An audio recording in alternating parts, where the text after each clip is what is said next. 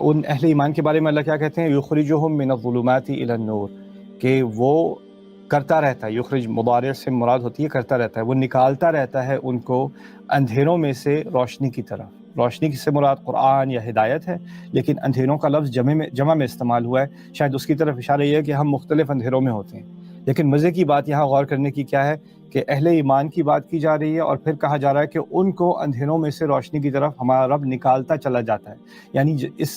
صرف اس لیے کہ آپ کے پاس اور میرے پاس ایمان ہے، اس کا مطلب یہ نہیں ہے کہ اب ہم اندھیروں میں پھسل کے گر نہیں سکتے۔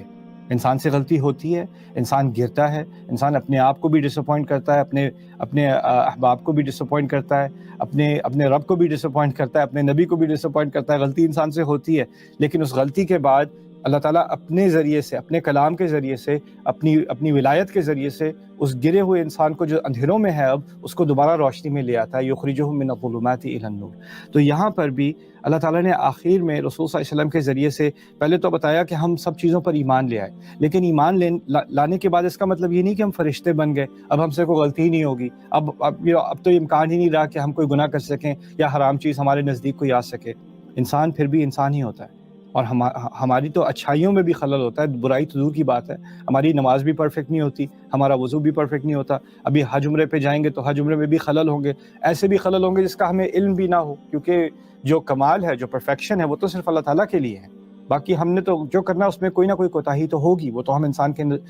ناطے ہونی ہی ہونی ہے۔ اس لیے رسول صلی اللہ علیہ وسلم نے بھی فرمایا ہے کل بنی آدم خطاء وخیر الخطائین التوابون، کہ ہر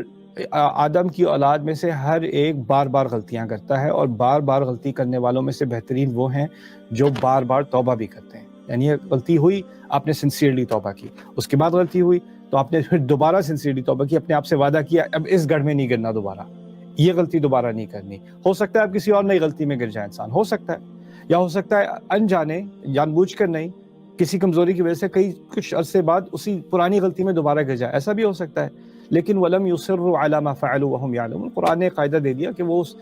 اس غلطی پر اصرار نہیں کرتے، جان بوجھ کر نہیں پڑے رہتے اس کے اندر، اپنے آپ سے جھوٹ نہیں بولتے کہ میں کروں گا پھر بعد میں توبہ کر لوں گا، پھر دوبارہ کروں گا، پھر توبہ کر لوں گا، اس میں کیا بڑی بات ہے، اللہ بار بار توبہ قبول کر لیتا ہے، تو اس میں وہ اس کا مذاق نہیں بناتے۔